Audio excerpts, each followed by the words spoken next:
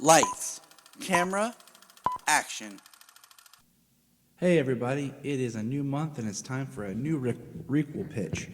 So this month is June and it's Jurassic June. That's right, we'll be getting the sixth and what's being billed as the final chapter / installment of the Jurassic series with Jurassic World Dominion, which is always kind of fun because I talked with a friend of mine, and I heard him say is Jurassic World Part 1 or Jurassic Park 4?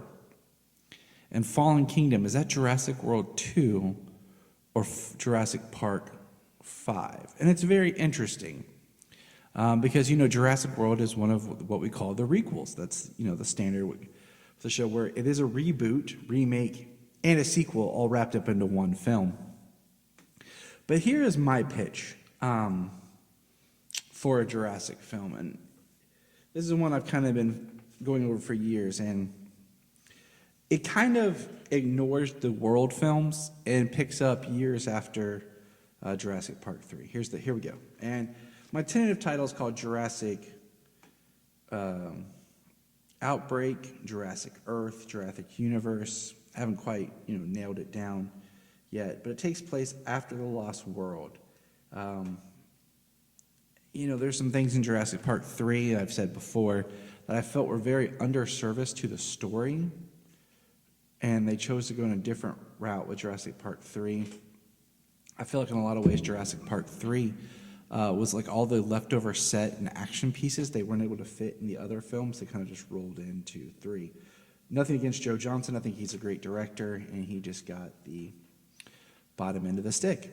So 20 years after the events of the park, Lex has a disease that is because of the Brachiosaurus that sneezed all over her. It is a biological disease that we don't have a vaccine or cure for because it was eradicated through natural selection and the extinction of the dinosaurs. Site B is still a biological preserve and no human contact is allowed to be there.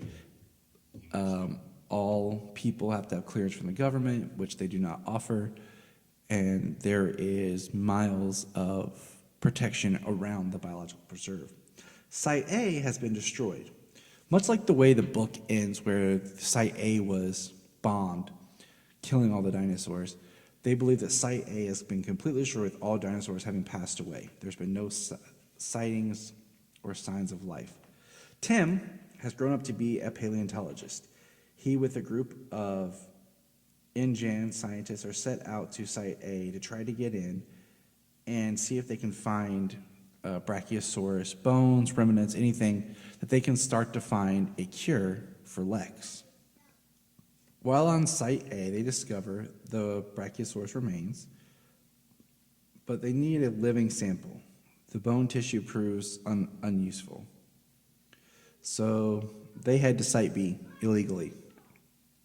While there, they try to find information, but what they do is they find out more about the dinosaurs, and they find out more species are on the island than what was originally communicated. Thus, this is where we get the Spinosaurus and some other sources.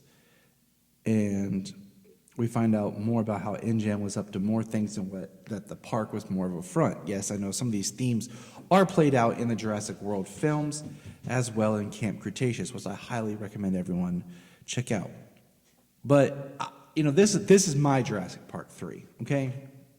The reason why I feel it is needed is one thing that always bugged me with Jurassic World was the fact that it never acknowledges Site B. Site B is talked about in some tie-in off-site source material,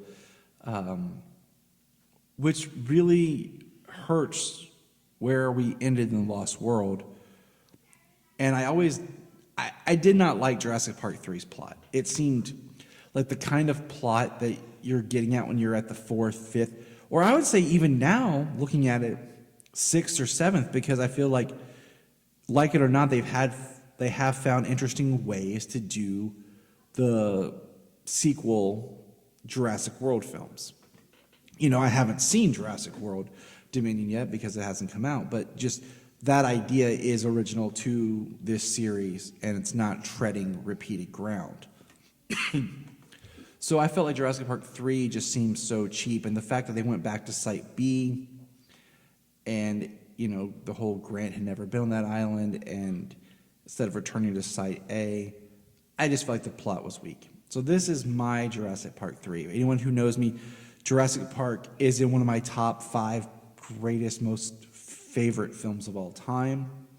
It definitely shaped me as a person, as a child, and as a film lover, and means a lot to me. My children and I have been enjoying Camp Cretaceous and are doing a big Jurassic rewatch starting next week to prepare for the 6th film.